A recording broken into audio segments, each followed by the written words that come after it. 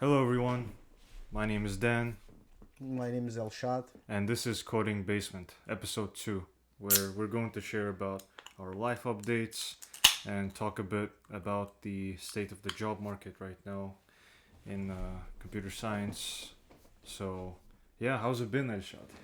Uh, I would say when it comes to improving our skills and finding connections, building our network, it has been a nice time. What do you think? We went to some meetups, we saw nice people. I Yeah, think this month in general, like January, I would say, was very productive. Like, as you're saying, we went to meetups, met a lot of great developers, made a lot of connections, and on top of that, we worked on a lot of projects together.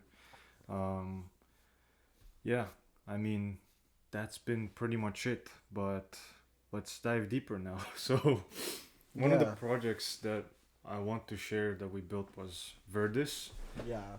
which, if you'd like to introduce it, I would say, as you remember, at night I was looking for projects. I was thinking about what we can build, and suddenly an idea came up to my mind, and I told you that can we build version Redis, right? mhm, And during that time, I think we were searching, we were reading a lot of research papers related to Redis, also database internals, database internals. We were watching Benjamin, right? Ben Dicken, Yeah, yeah. Ben Dicken. We were watching his videos. Yeah, we were passionate. Then we decided, and as you know, we just started. We made most of the all of the commits, I think, just together, right? Yeah, we co-authored everything. Yeah. Yeah, we were using Visual Studio Code's live share, Mm-hmm. which honestly it's kind of shit, but it did work, and we were able to kind of write code together on the same file, and I think that was pretty cool. Like that was kind of a nice pair programming experience. Yeah. Also, I would say that I learned a lot from you, as you have more experience compared to me with Go, and you know my skills. That currently I'm building my confidence in Go. Also, I'm building projects related to that, contributing to open source projects.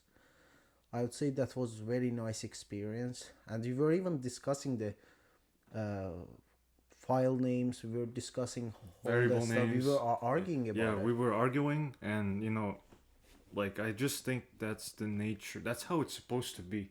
I think Yeah. otherwise, if we were just agreeing on each other's words, we wouldn't get anywhere. Also, I think in one part of it, in one package, there was a method that we were discussing whether to write it as a method or function, right? Yeah, yeah, yeah. And that yeah, was also, yeah, a good debate point. mm-hmm.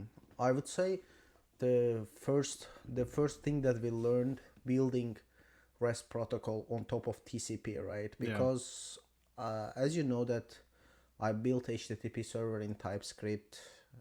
Also, I have I would say that I have knowledge about TCP, UDP, network protocols, Mm-hmm. this all that stuff. But building on top of it, that was nice experience to do with you, Yeah. and concurrency, I would say, Yeah, right? yeah, yeah. We implemented multi-version concurrency control, which I know it sounds like a lot of words, but essentially, uh, the MVCC engine is what powers our version Redis or Verdis.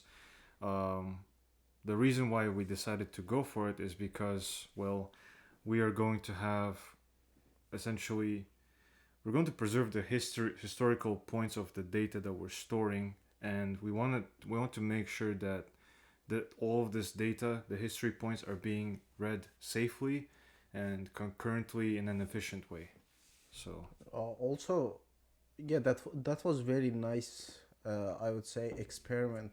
Also, I would say mhm. because I learned concurrency patterns in Go in a different way, not only simple way that okay you create some Go routines and you handle all that stuff, but under the hood, as you know, it's not like that, right? As you go Yeah, deep, there's a lot of conditions. Also, sometimes concurrency could be wrong. Yeah. sometimes could be not fast. I mean, it's a lot of, I would say, resource handling properly. I mean, when it comes to treating routines, you have to make sure that there is a proper exit path, a cancellation path, you know. Um, a lot of edge cases, I would say, a lot A of lot edge of cases. edge cases, yeah. When your code becomes concurrent, it's just you are begging for potential memory leaks. Yeah. So that's why I would say that we searched a lot and we did incremental commits, incremental PRs in order to keep the Git history well compact. I would say also, meanwhile, we were learning a lot of stuff related to database concurrency, Yeah. and we stopped in LSM3, right? Yeah, when it came to the snapshotting feature, which, by the way, I mean, it is known that Redis is only an in-memory cache, but our project is not just for in-memory storage. It has a persistence layer, which we were going to use LSM trees to implement. However, we came to some point where we realized that, hey, bro, we got some skill issues. we got some gap in our knowledge. Yeah, we got some we had to gap. cut the We brakes. can't just continue and do some bullshit over there. Yeah. That we gotta basically we gotta think about it. No, I would say what's we happening. started. We tried to implement a skipless data structure, which right now I cannot explain what it does to you, but because I've forgotten, it's been like a couple of weeks since we worked on the Yeah, project. I think we didn't spend a lot of time with that. We were thinking that we are just gonna create one tree and handle all that stuff there, and suddenly we saw that no, it is not like that. It has a lot of hidden edge cases there, concurrency, all that stuff. And so also we read some open source projects, some files from there. We analyzed to see that how the patterns are being done in order to get familiar as with the I would topics, say right? I had to dive deeper into Go's like whole implementation. I mean, like it's been a great experience, not gonna lie. Like working on a piece of infrastructure rather than a like just a software. Yeah, as I told, yeah, we also checked out open source projects. Right now, I can kind of say that also we searched about CockroachDB, all other databases in order to see the internals, See the understand trade-offs. trade-offs, what's happening under the hood. I would say trade-offs is nowadays I hear this word a lot, especially as you know on LinkedIn. Everybody is talking about trade-offs, but at the end of the day, I would say that some of them are just fake according to the AI, right? AI is writing posts, and I am feeling bad for that because I'm visiting LinkedIn for just job postings and to see some nice content, right? Yeah. And when I start reading, I am seeing a lot of two dashes. I don't know what is it called. Long dash. It's a double dash. Yeah. A double dash, and some emojis, and I really hate that stuff. I Yeah. really hate that shit. I mean, if you've been an AI user, which I'll admit I have been an AI user, I know how AI likes to write, unless you specifically condition it to write in your style. But right now on LinkedIn, it's easy to kind of tell who's using AI to, write their posts and not use their own voice. I mean, it's honestly been tiring. I stopped reading posts regularly on LinkedIn because of that reason. We saw a lot of people that were against the idea. Also, I would say that we are not anti-AI people, but I would say if you don't spend time to write a post, why the fuck I have to read it? Yeah, why?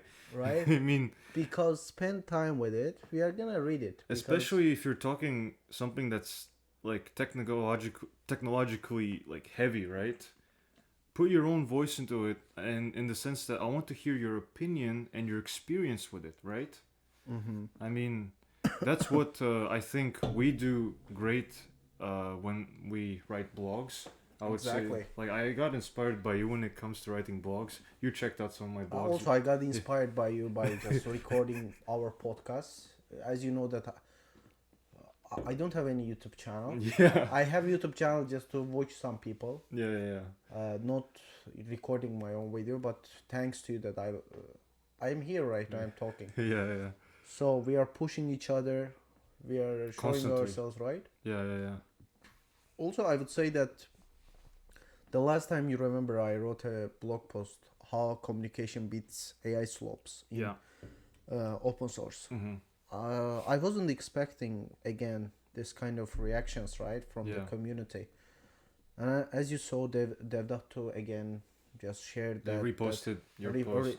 Featured my blog post by saying that it is the most like 7 blog posts. The most featured 7 blog posts during the week. Mm-hmm. So I really liked it, and also I've talked about it there that how communication is important when it comes to contributing and writing code, because nothing is AI. Yeah. Of course, AI helps us. Also, we are using AI. By the way, today we are aware of that shit. Yeah, just today, like I have one of my PRs which is still open for an open source project in C++. Someone someone left a comment on the PR, but like that was left by an AI under someone's like user account profile, and like it hit a lot of backlash. Like a lot of people started commenting there, disliking the post, you know. That's really bad. Yeah. I would say the real juice in open source is just communication with maintainers. Yeah, exactly. Understanding something. As you know, the last time I contributed to stream plays, and you know that I was dealing with emojis, right? Yeah. And I thought about it. I calculated based on the runes on Go, I mean characters. But the problem comes up is that some emojis are not 1 byte, right? Yeah. And I needed to limit to 300 characters. And I talked to maintainer. Maintainer told me that one dependency wasn't working properly for cross-platform, and he told me to add another dependency which was in archive. What I did is that I integrated, I did everything, and at the end I told that this repository that I integrated as a dependency to use emoji handling. So it is in archive. I'm not sure. Is it problem for your dependency? I asked directly. I sent screenshots because I want to be 100% sure, right? To inform everything that what I'm doing in open source. I think the same thing is happening with you. You are sharing always pictures, videos. Always sharing the state of the issue or the feature before the fix, after the fix, if it's a bug fix. Or if it's a new feature, I just record an overview of the new feature. I think that's how it should be. Exactly. That's the main point, right? Yeah. Also, you and I also contributed to Next.io, right? Next.io. Next.io, yeah. And as you saw there, I implemented a feature that I approached the problem in 3 ways, I would say. Then every time I communicated with maintainers, one maintainer told me that seems okay, we can merge it as is, but another one told me that, it would be better to do that way. What do you think? I like it. I mean, discussing what's happening. And I did my best, and I showed that, I did that, and he told me, okay, that's cool. We can merge it. I believe you implemented Google Cloud Platform's Vertex AI into their project. Exactly, Vertex AI. And so it was related to API key that I needed to handle because I was focusing on project ID and location, but maybe user just wants to put API key, right? Yeah. And that's the maintainer's point of view. I can't argue whatever they want. I have to do that. You have to listen to the maintainer. I mean, I remember when I contributed to your project RepoHealth, I implemented the feature, and so I had to work on both the front and the back end part. I put a lot of focus on the front end, but didn't spend much time on the back end, and then you told me, "Yo, go check it out." Yeah, go check it out because there was some repetitions, I would say. But in Yeah. one file you were repeating, but I was handling the packages there, Yeah. the package managers, right? That all that stuff related to C#. I was or so Python. done with the front end. I just came to the back end. I found the It place was where draining, by the way. yeah. It was draining Yeah, feature. yeah, I yeah. told you that it's gonna take some I time. came to the back end. I found the place where like the Mhm. API hit endpoint gets hit, and I just slapped everything in there. And then you told me, "Nah, G, we want to keep it clean." And so then I decided to break it down into different files, functions. Yeah, as you did that, I appreciated you. And after 2-3 days, as you know, I did extra stuff, right? I added C#, C++ package managers in order to handle the setup insights in my project. I didn't put a lot of effort. I just changed 1-2 files, and I knew where I have to do and what I have to do because there wasn't any tight coupling. And I really thought, oh, that made my life easier. But if you didn't do that extra update, it would have been difficult for me Yeah. to make a contribution again to my project. Yeah. So that was really nice, I would say. And other than that, what I wanna say is our project, right, Verdis. We are planning to continue that, but right now we are improving our knowledge about I would say database internals, right? We are reading mainly a lot of database materials. internals. One of my earlier plans actually was to start working on a real-time operating system, but I decided to cancel those plans because my previous job's contract just ended, so I had to start looking for jobs. And you know, after a while, when you don't practice for interviews, you get a little bit rusty, and so I've been grinding LeetCode again. Yeah, LeetCode. LeetCode, I also, as you know, Yeah. I again started. I'm thinking like we are going back and forth Yeah. just to repeat the patterns, to see what it goes. Because as you know that if you don't do for some time, your knowledge is becoming rusty in LeetCode. Yeah. Also, yeah, we are doing LeetCode and building. Also, I'm building project, as you see on GitHub. Sometimes I'm recalling you. Yeah. Just review my code, and I'm building Vulnly. Basically, it's gonna be vulnerability scanner potentially. Currently, I've implemented CLI part, but I'm trying to make it also web tool, right? I'm learning a bunch of stuff related to AWS, Lambda functions. I would say DynamoDB, single table, multi-table design, all that stuff I'm searching. Unfortunately, in the current stage of job market, as you know, that they are expecting you to know 100 tools, which is kind of sometimes ridiculous. Even for junior positions, right? Even junior positions, yeah, they don't care. Yeah. They don't care.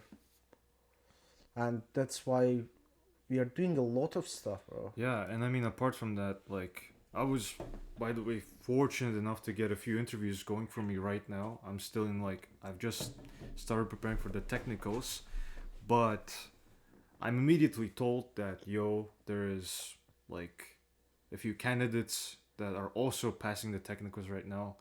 So it just feels like a rat race. Yeah, it's kind of rat race, bro. Yeah. Also, sometimes I'm seeing the replies. Some conversations are going around. You are feeling like, there's a lot of stages. Yeah. I would say, right now, job market is really bad. I don't know who this guy is telling that grinding. When it comes to grinding, we are grinding every day. That's not even a concern, I would say. Yeah, that's our default behavior. That's just a default behavior, We wake up and start coding, and we just went outside from the basement, right? Coding basement, in order to go to meetups, see people, how it goes, what's the current stage, what's happening. Yeah. And we talked about our experience, that what's happening. Like I was surprised that people were genuinely curious, like about our projects. Um, when it came to talking about open source projects, honestly, I don't think we've seen anyone who's been doing open source contributions in those events. I would say some people just focus on their work currently, Work or right? personal projects. Personal projects, but actually we really also I was kind of surprised at how they were curious about our projects, Yeah. open source, right? That how we did. Also, we showed our projects, our basically what we are doing, and Yeah. we met nice people. I would say that yeah they helped us also. Some of them gave us some strong suggestions. I Strong would feedback. say Yeah. strong feedback that what we are doing, what's the current stage. So just we keep grinding and we go to events. I don't know, what else? What else could we do? I mean, yeah. Like, Sometimes you feel this, right? I, What else I can do? like I don't know. It's kind of frustrating, honestly. Even when it comes to preparing for interviews, like you can get asked anything. At the end of the day, it's a lot of factors that play into it. Uh, Even in the past, I remember when I had interviews, there were unlucky moments when, like, I was sitting, doing a CoderPad interview, and there was a fire alarm in the building. Oh, Sometimes it's just about luck. yeah. Sometimes this happens, as you told. Also, sometimes, as you know, when I talk, even in the interview, let's say I can focus on some specific parts, talking about some specific parts that people don't want to hear. Yeah. Just give us some details and give us overview. Sometimes it happens, just we focus on something or some noise happens. That's why it's always like, I mean, for that part, it's always important to have that feedback loop. Every time you talk about something, you just ask, "Hey, are you cool with it?" Yeah, are you cool with it? Yeah. Instead of doing it monologue, Yeah. it's better to be in dialogue. Yeah, it's just a conversation. At the end of the day, everything is communication, right? But unfortunately, according to AI stuff, that I hate that stuff. I would say also, as you know, on LinkedIn, sometimes we see some companies that they post all that stuff, all that jobs with 10 years experience, but you are seeing that they are reposting. They're not doing anything. I think they are keeping their, fame there. Yeah. They are Those not looking for anybody. Fake job postings. Yeah, fake job postings. Apart from that, I've seen a lot of inconsistencies in job requirements.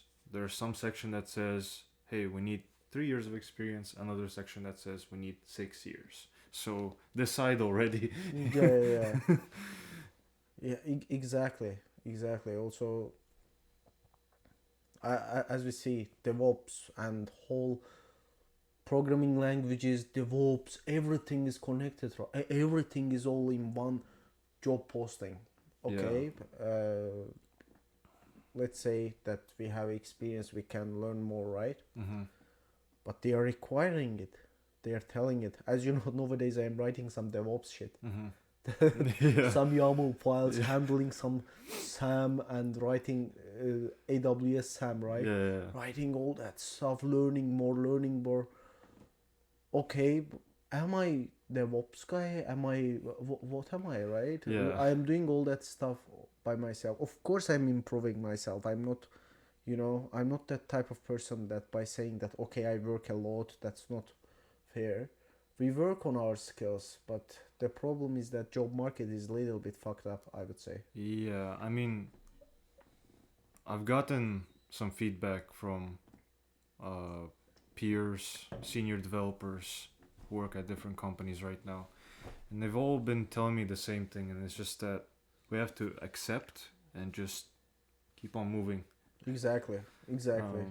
That's just You have to just keep moving. That's just a sad reality. A sad reality, yeah. Yeah. As much as you can go, Programming has always been marathon. Yeah. But during that time, it has become rat race. Yeah, I mean, you're running. Just today, I saw a lecture where a guy is talking about like how many job applications I mean, not applications, job postings there were in 2022 versus now in the programming industry. Mm-hmm. And it's shocking. Now it's way less than ever before. Yeah. Especially internships, way less. Before they were just grabbing people from college. Where they now? were just grabbing that. Yeah, please give us these people that. Yeah. Right now, it's not like that. Yeah, It's unfortunately. Unfortunately, yeah. Yeah. So what is our plan is that we stay the same. Just we do grinding, LeetCode. We build our personal projects and contribute to projects. Yeah. And we give each other brutal feedbacks. Yeah. As you know, right? Mm-hmm. Sometimes you ask me a question. You ask me twice or third times that. What do you mean with that? Yeah. Because I have to be explicit. Basically, we stay curious. Mm-hmm. I mean, that's always been... We make search. We make a lot of research. That's always been my approach when it comes to learning, is being curious. But sometimes I've gotten to a point where I would get false confidence about a topic and I would just, start forgetting about it. And then you ask me a question about it and I'm like, oh. Yeah, exactly. Because sometimes false positives exist that you think that you know something, but it's not like that. So also we are reading book that in order to keep ourselves clean, keeping our code clean in Go. Yeah. Just reminding ourselves that not to do some shit in Go. I would say we read too many materials this last month. Like too many materials. I would say consuming reading was more than writing code, right? Yeah, I would say so. Yeah. Like also system design, thinking about system design. Also, as you know, I read one book, Network Programming in Go, in order to dive into that shit and understand way better, just improving my knowledge. And we are reading right now 100 mistakes that you should avoid in Go, right? I just finished it today, 100 common mistakes in Go. It was eye-opening, Right now, I'm in the middle of it. I read 50 problems, 50 mistakes that we have to avoid. Yeah. I mean, we are keeping asking each other questions about Go, right? Go. Yeah. Meanwhile, reading that book and other resources, like I found too many articles this last month, and like it's been just a lot of consuming, reminding, refreshing knowledge, staying fresh essentially. Yeah, we watched one video together, concurrency visualization in Go, right? Oh yeah. That was really nice. Also, package-oriented design. We read about it. We just reminded ourselves that how variables, package names are very important. Basically, how to write always idiomatic Go code. Idiomatic Go. Yeah. That book is really interesting, I would say, because sometimes as we write our projects, it gets abstract more, right? Sometimes we can think so deep and make it more complicated. Yeah, but the interface gets bigger and bigger, which means that the abstraction is getting weaker. Yeah, as Rob Pike said. Yeah. Right? Yeah. How was that? The bigger the interface, the weaker the abstraction. The fucking weaker the abstraction. Yeah. Mate. Strong ass quote. Yeah. Strong, bro. Yeah. And yeah, Rob Pike. And today, you remember I was telling you again. Maybe it's gonna be like reference to our first video. Yeah. I was reading Anders Hejlsberg. Yeah, the creator of C#. Yeah, I think I pronounced his name correctly. Yeah. Also, right now, he and his colleagues are writing TypeScript-in-Go. I just checked out the code today. I talked to you about it. They're rewriting TypeScript's whole implementation in Golang, right? In Golang, yeah. I was just curious, and I opened his GitHub profile. I saw that he has made one PR, and I checked out some stuff related to the alias and the recursive calls in stack, and to see what's happening. That was really interesting. I would say sometimes that's what I'm doing, just opening this kind of smart people who have put their signatures into computer science and Mm-hmm. to check out their code, to check out their blog post, that what they are talking, right? Mm-hmm. It's very interesting to me. Yeah. I mean, Mm-hmm. at the end of the day, that's how we all learn, I think. It's not just all from one source or from one person. It should be, from many sources. Exactly. Like, and it doesn't have to be just learning, it could also come from inspirations, right? Like, I'm learning some things from you. Mm-hmm. You're learning some things from many other people as well. And Yeah, so, from you. yeah. But I'm asking some stuff, as you know that, for example, Go, right? Yeah. You know Go. You have been writing Go. I've for a been long writing, time. right? But it's just, you cannot account for all edge cases at the end of the Exactly. day. Like, the language might seem simple, but under that simplicity lies a lot of, responsibility and a lot of depth in terms of,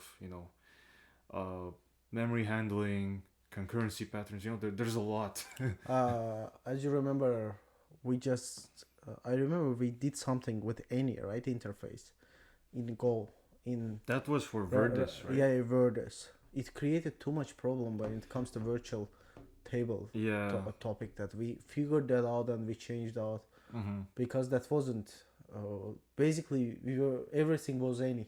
Yeah. Then we realized that this is fucked up, and Yeah. we created for each of them implementation, right? For each types, I would For say. each type was basically implementing an interface. Right? Yeah, each type was implementing interface, which made much more sense because but that's how interface it is, right? You do some dumb fuck shit, or just you do some wrong stuff, or you repeat yourself, then you realize that okay, interface here suits well, Mm-hmm. that you can do in order to reduce and in order to make it code reusable, make Yeah. the API clean. Yeah, it's all about pattern recognition at the end of the day.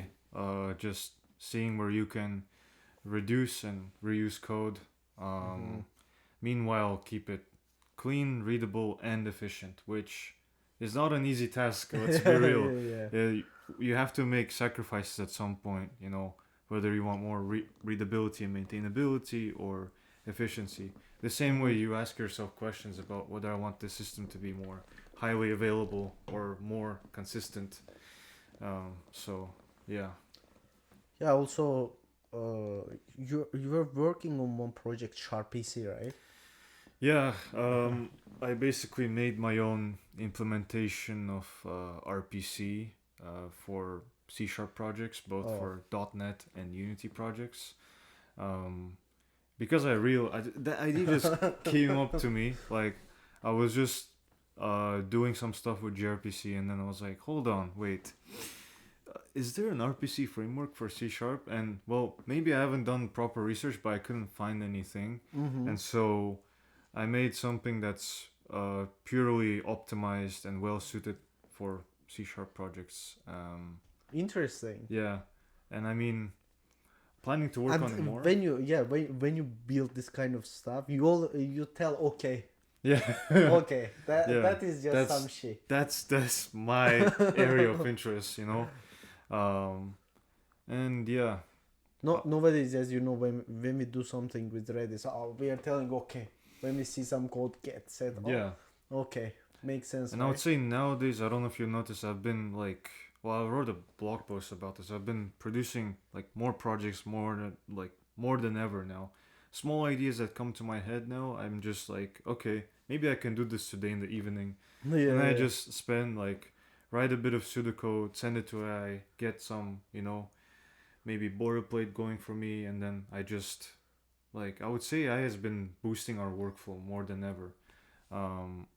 Yes, especially I think you built one project for MD files that when you send you don't download on Telegram and just we open it and we read it together, MD files. This was a result of us working on Verdis. We were basically since we were working with LiveShare, we had to share some files, Markdown files, and I was sending to him share each other's opinion, right? Yeah, in order yeah. to understand what we are doing. We were documenting our journey, and every time either he or me, we would send each other MD files. And so I was like, dude, this is tiring. Like, I'm tired of dragging files.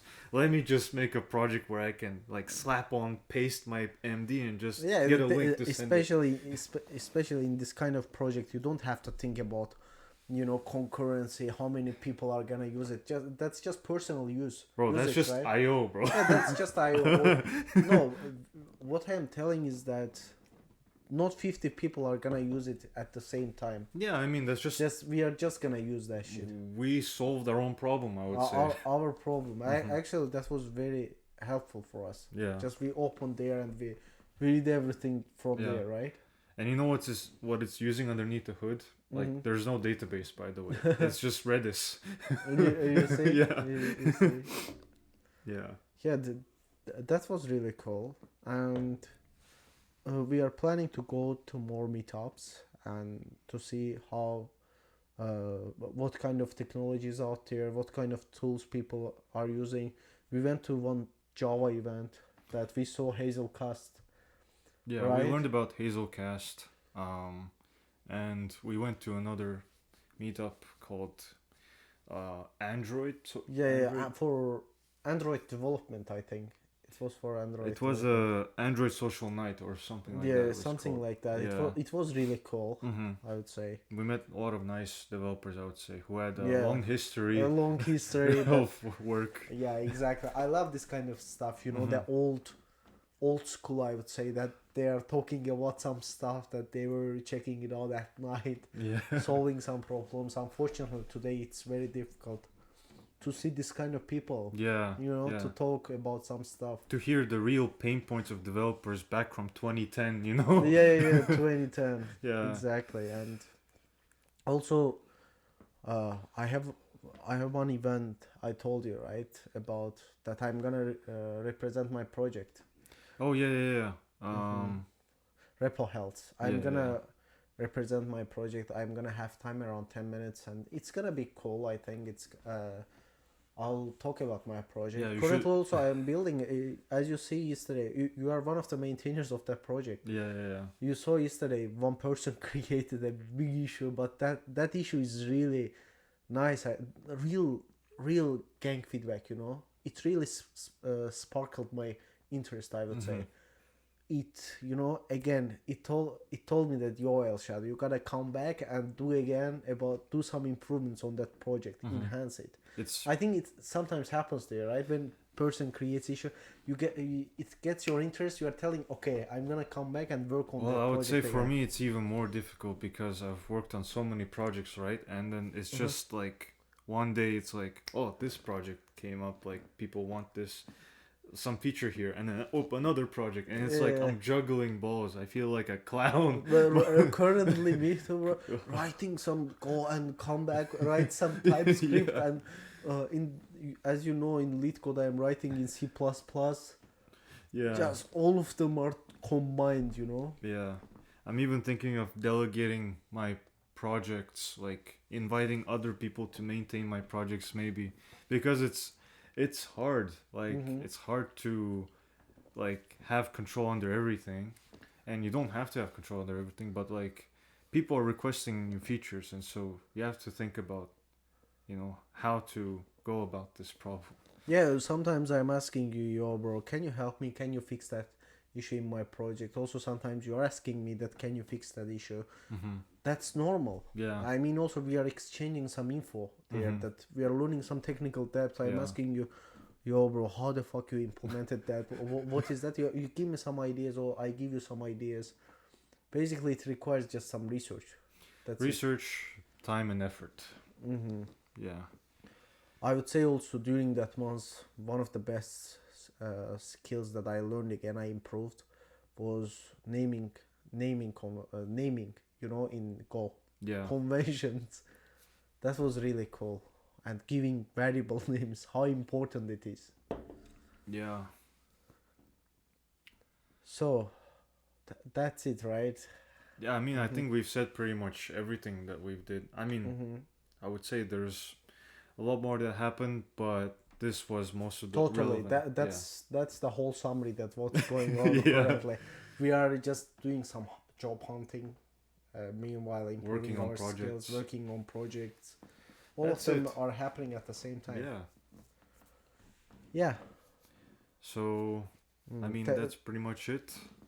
Thank you all for joining in, tuning in.